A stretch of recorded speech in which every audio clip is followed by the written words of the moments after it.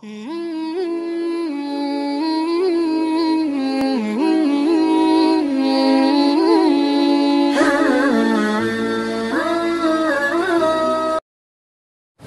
bertanya, apabila dalam sholat berjamaah ada satu imam, ada satu makmum. Imamnya laki-laki, makmumnya juga laki-laki. Tak mungkin imam betina, makmum laki-laki, ya tak? Imamnya laki-laki, makmumnya juga laki-laki. Jadi imam satu, makmum satu. Bagaimana posisinya? Posisinya kata para ulama, kalau sholat berjamaah itu terdiri dari satu imam dan satu makmum, maka posisinya sejajar. Namun posisi makmum agak mundur sedikit. Jadi bagaimana batasan mundurnya? Tumitnya makmum itu jangan sejajar dengan tumitnya imam. Paling tidak minimal dia mundurkan dikit tumitnya. Namun yang sempurna satu tapak dia mundurkan. Nah itu ya. Namun kalau dia mundurkan sedikit tumitnya, tidak sejajar dengan tumit imam, sudah cukup. Yang penting batasannya tumit. Jangan sampai kita makmum, tumit kita sejajar dengan tumit imam. Kage tak tahu mana imam mana makmum. Hendaknya bagi seorang makmum mundurkan dikit tumitnya, jangan sejajar dengan tumit imam. Yang afdolnya satu tapak dia mundurkan. Nah, jadi jelas siapa imam, siapa makmum. Sedangkan kalau makmum posisinya itu berada lebih depan, lebih maju daripada imam, maka solat makmum tidak sah.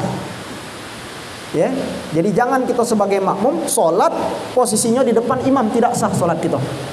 Makmum mesti di belakang imam. Jadi kalau jumlahnya ada dua, satu imam, satu makmum, makmum laki-laki tegak di samping kanan, jangan samping kiri. Tolong diingat, samping kanan. Ya, kalau ada makmum yang tegak di samping kiri, imam mesti dorong dia ke samping. Jadi kalau dia tegak di samping kiri, imam boleh seperti ini tangannya. Tidak apa-apa, gerakan satu ini tidak sampai membatalkan sholat. Karena dia cuma satu kali gerakan. Jadi kamu geser dia. Kalau dia paham, dia akan bergeser.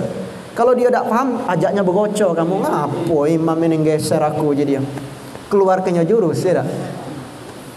Hendaknya seperti itu. Kami pernah dia tegak di samping kiri, kemudian kami geserkan ke sini, dia paham, dia geser ke sebelah kanan. Misalkan seorang imam berdiri di samping tembok, ya, di samping tembok. Dia sholat dewean, tegak di samping tembok. Dak katik lagi spasi, dak katik lagi tempat sebelah kanannya ada tembok kan.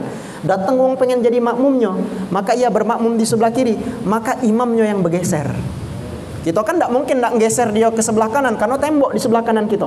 Maka kita yang imam bergeser dengan gerakan sedikit, jangan sampai 3 kali berturut-turut. Batal, ingat pembahasan dulu. Jadi bergeser mungkin satu gerakan, stop, geser lagi. Jadikan makmum kita di sebelah kanan.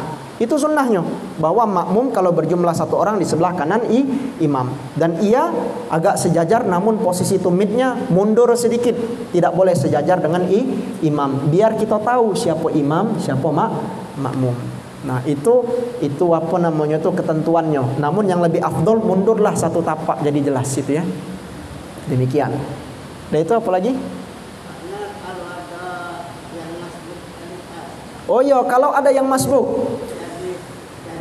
Jadi ada jamaah, ini imam dan satu makmum.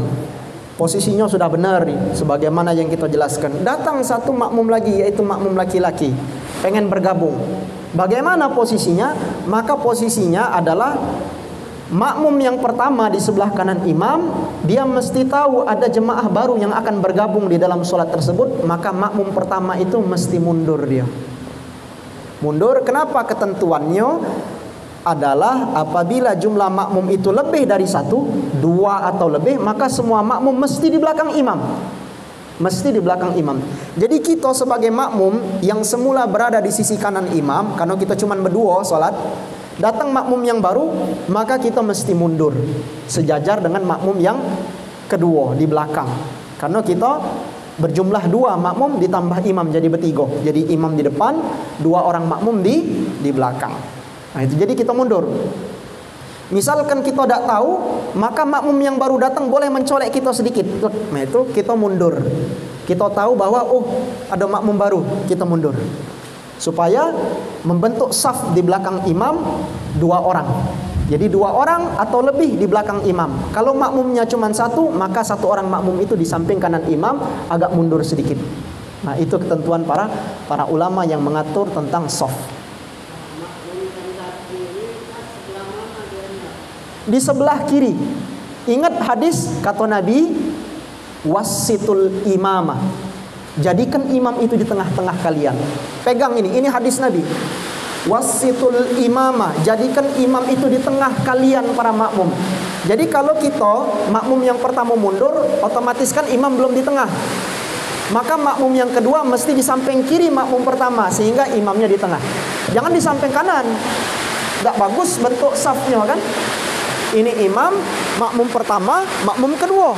Tidak pas itu. Nabi mengatakan wasitul imamah, jadikan imam itu di tengah. Ini hadis Nabi. Jadi ketika makmum yang pertama itu mundur, maka makmum yang baru datang di belakang imam. Kaget datang makmum yang lain di samping kiri, jadikan imam itu di tengah. Datang lagi makmum, maka boleh di samping kanan dia.